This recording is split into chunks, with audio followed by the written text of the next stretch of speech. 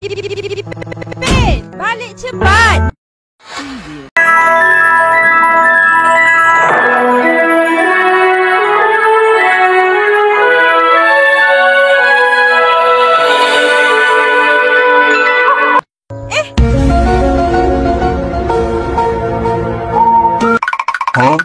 Opa, Cikgu Jasmine cakap, hantu. Betul ke?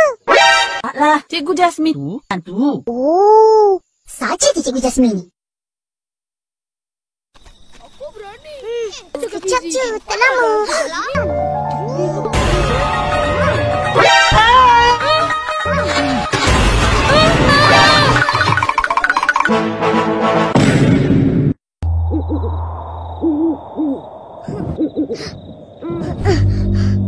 A few moments later.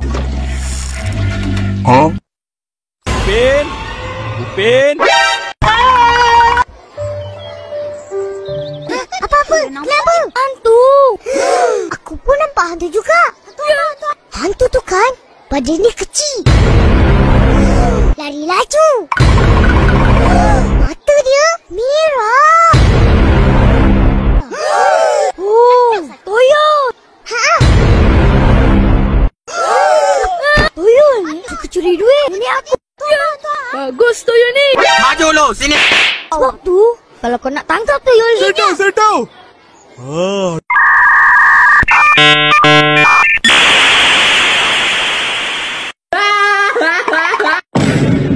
nanti kita cuba tangkap toyol tu, Ipin.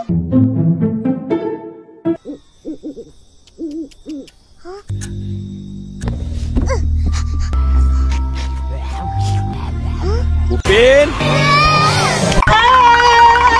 Apa ni? Toyol. Hah? Tu. Hah? Tu dia. Upin! Atuk. Ni je toyol.